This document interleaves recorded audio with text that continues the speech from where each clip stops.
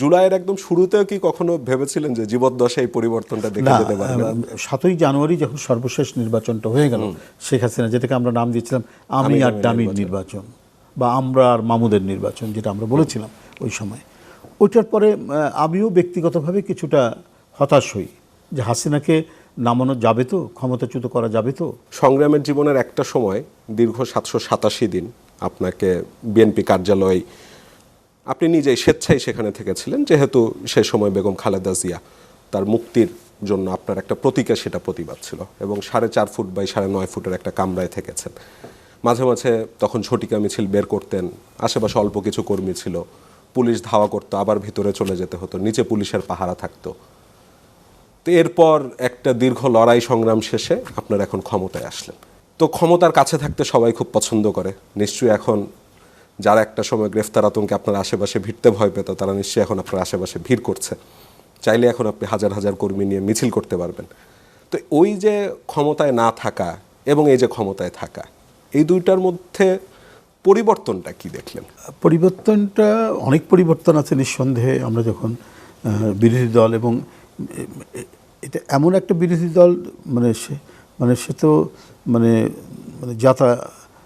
বিরোধী দল না, আওয়ামী লীগের মতো একটি রাজনৈতিক দলকে আমাদেরকে মুখোমুখি হতে হচ্ছে, চ্যালেঞ্জ মোকাবেলা করতে হচ্ছে, যার অবয়বটা হচ্ছে, যার বৈশিষ্ট্যটা হচ্ছে ফ্যাসিস্ট চরিত্রের।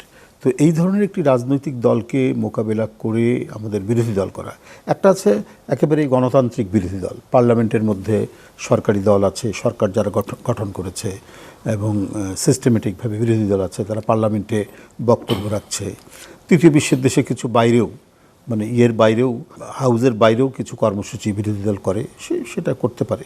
এটা একটা নিয়মতান্ত্রিক বিরোধী দল যেমন গড়ে ওঠে, সেটা ছিল না। ভয়, ভীতি, গুমের ভয়, ক্রস ফায়ারের মৃত্যুর ভয়, যে কোনো মুহূর্তে হারিয়ে যাওয়ার ভয়, অদৃশ্য হয়ে যাওয়ার ভয়, গ্রেপ্তার হলেও রিমান্ডের নামে টর্চারের ভয়, আঙ্গুল তুলে নিচ্ছে আমার সতীর্থদের অনেকের, পায়ের আঙ্গুল, হাতের আঙ্গুল, পিঠ, বুক একেবারে ক্ষতবিক্ষত। 35 দিন রিমান্ডে নিয়েছি আমি একটানা একবার ছিলাম 35 দিন, কিন্তু 7 দিন, 5 দিন, 2 দিন, এইভাবে অনেকবারই ছিলাম। আর একবারই ছিলাম একটানা, সেটা হচ্ছে 2015 সালের যে আন্দোলনটি হলো, সেই আন্দোলনের জানুয়ারিতে আমি গ্রেপ্তার হলাম, জানুয়ারির শেষের দিকে। সেই আন্দোলনে যখন আমাকে নিয়ে যাওয়া হয়, সেটাতে একটানা 35 দিন, 22 দিন ছিলাম ডিবি কার্যালয়, যেটা ঢাকা মহানগর গোয়েন্দা কার্যালয়, আর 13 দিন ছিলাম মোহাম্মদপুর থানাতে রিমান্ডে। তো এই টানা 35 দিন আমি রিমান্ডে থাকি ওই সময়। তো এইরকম রিমান্ড, তারপরে নানা গ্রেপ্তারের ভয়, মিথ্যা মামলা দিয়ে হয়রানির ভয়, খুঁজে না পেরে পরে, যাকে আসামি করা হচ্ছে বিএনপির, তাকে যদি খুঁজে না পাওয়া যায়, তাহলে তার বাড়িতে গিয়ে, তার বাসায় গিয়ে পরিবারের উপর হয়রানি করা হয়, হুমকি দেওয়া হয়। এই এক ভয়াবহ, আমরা কি বলে যে ভীতির পরিকাঠামোর মধ্যে বসবাস করেছি।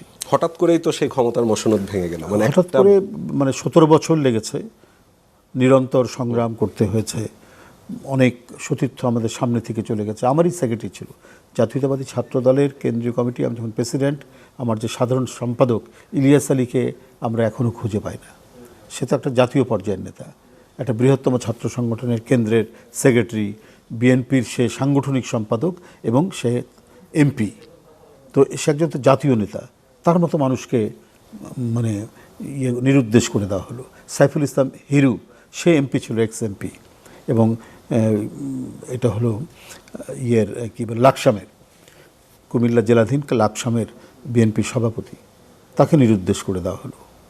সেখানকার যে আরেকজন ছিলেন হুমায়ুন পারভেজ, তাকে নিরুদ্দেশ করে দেওয়া হলো। আমি নেতৃস্থানীয় নেতৃবৃন্দের নাম বলছি, আর ছাত্র দল, যুব দল, কৃষক দল, ওই নানা দল, শ্রমিক দল, এদের কত নেতাকর্মীকে যে নিরুদ্দেশ করে দেওয়া হয়েছে, এর কোনো ইয়াত্তা নাই। কিন্তু তারপরে আমি বলবো যে বিরোধী দলের এই যে লড়াইয়ের যে একটা মনোবৃত্তি, মনের মধ্যে সবসময় কাজ করছে, আমরা যে কাজটা করছি, আমরা অন্যায়ের বিরুদ্ধে করছি, অবিচারের বিরুদ্ধে করছি, অত্যাচারের বিরুদ্ধে করছি। এর মধ্যে কিন্তু একটা রোমান্টিসিজমও অনুভব হয়, যে আমরা যেটা ন্যায়সঙ্গত যে কাজটা, তাই না, ন্যায়সঙ্গত কাজ করতে গেলে একটা রোমান্টিসিজম তৈরি হয়। তো ওই ওই ওই রোমান্টিসিজমের যে একটা ভালো লাগা, যে আমরা ন্যায়ের পক্ষে কাজ করছি, আমরা সুবিচারের জন্য কাজ করছি, অতএব আমরা প্রকৃতপক্ষে আমরা একজন বিপ্লবী যে দায়িত্বটা পালন করে আমরা সেই দায়িত্বটা পালন কিন্তু করছি। রিজভী ভাই, জুলাইয়ের একদম শুরুতেও কি কখনো ভেবেছিলেন যে জীবদ্দশায় এই পরিবর্তনটা দেখে না, যেতে পারবেন?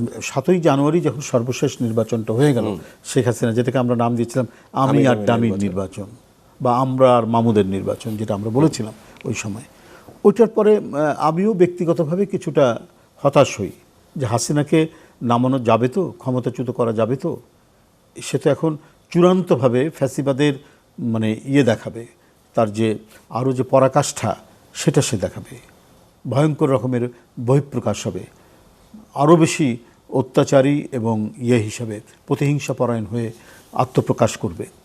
এই জিনিসগুলো আমরা মনে করছিলাম যে তাহলে এদেশে কি আর কোনোদিনই গণতন্ত্র ফিরে আসবে না, কমপক্ষে স্বাধীনভাবে আমি আমার কথাটুকু বলবো, বলার পর নির্বিঘ্নে বাসায় ফিরে যেতে পারবো কি না, এই নিশ্চয়তাটা ছিল না, এবং এই নিশ্চয়তাটা পাবো কি না কোনো দিন, এটাও মনের ভাবনায় কখনো আসেনি। শেখ হাসিনা তো মানে একজন যে ডিকটেটর হয়, ডিকটেটরের যে সংজ্ঞা, সে সংজ্ঞার মধ্যেও পড়ে না। তার সংজ্ঞাটা হচ্ছে কি, মানে নাৎসিবাদের সংজ্ঞা বা ফ্যাসিজমের যে সংজ্ঞা, সেই সংজ্ঞার সাথে মিলে যায় হচ্ছে তার দুঃশাসন শেখ হাসিনার। তো সেখানে